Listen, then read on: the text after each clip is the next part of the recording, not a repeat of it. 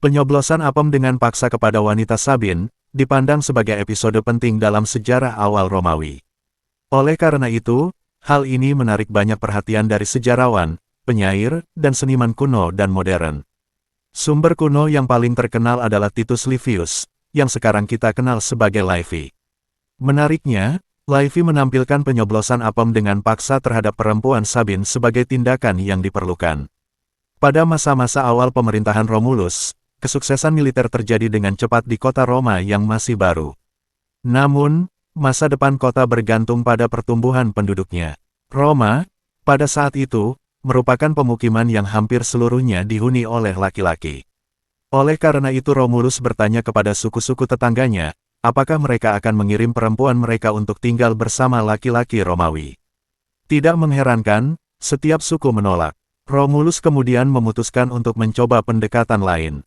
Dia mengadakan permainan festival untuk menghormati Neptunus dan mengundang semua suku di sekitarnya, termasuk suku Sabin. Saat semua orang terganggu oleh tontonan itu, para pria Romawi melancarkan aksinya terhadap wanita Sabin, mereka kemudian dibawa pergi. Livy mencatat bahwa wanita Sabin sangat cantik seolah-olah memberikan alasan atas kemalangan mereka. Dia juga mencoba untuk melunakkan episode tersebut dengan menambahkan detail bahwa para pria tersebut mengklaim bahwa mereka telah membawa wanita Sabin sebagai tindakan cinta dan nafsu, padahal para lelaki Romawi membawa wanita dari suku Sabin untuk dicoblos apemnya. Belakangan diberitakan bahwa perempuan Sabin rupanya melakukan intervensi untuk mencegah pertumpahan getih antara ayah mereka yang penuh dendam dan laki-laki Romawi.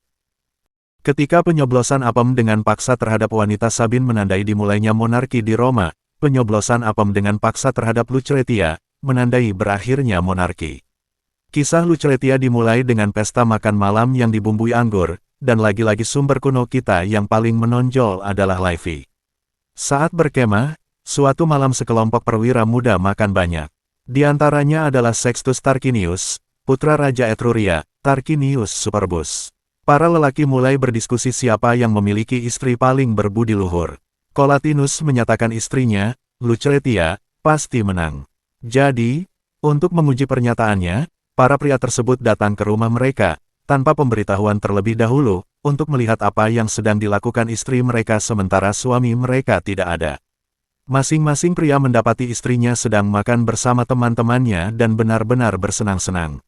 Namun, ketika mereka tiba di rumah Collatinus, Lucretia dengan patuh memintal uol bersama budak perempuannya, yang merupakan perwujudan dari kebajikan perempuan.